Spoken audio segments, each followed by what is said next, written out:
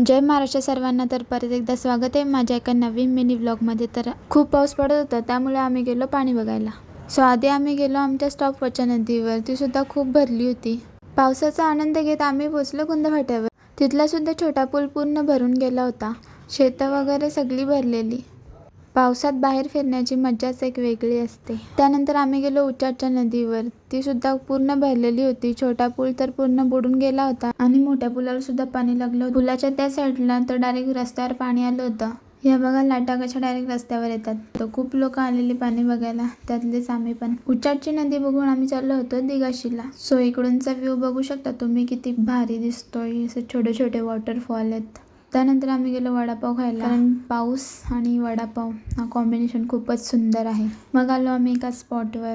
तिथे सुद्धा पाहू शकता तुम्ही किती सुंदर व्ह्यू आहे. कोणाला जर रील वगैरे शूट करायची असेल तर तुम्ही येऊ शकता. मी सुद्धा 1-2 फोटोज काढले तिथे. हा आहे आमचा न्यू ब्लॉगर. आपण बघू शकता इथं आता आपण आणि अशा बघा पहिला गडी गारत, पहिला हादरा, पहिली लागलेली अवदसा, 7.5 नाट नष्टर पनवती विघ्न अपशगुन लचांड लटांबर. आणि बघू शकता आपण आलेल्या डोंगरावरचा नजारा बघू शकता.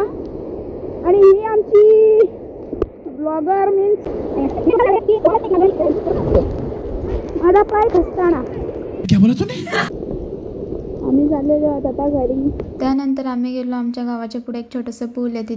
तिथे सुद्धा दरवर्षी रस्त्यावर पाणी येतं, पण नवीन पूल बांधल्यापासून येत नाही.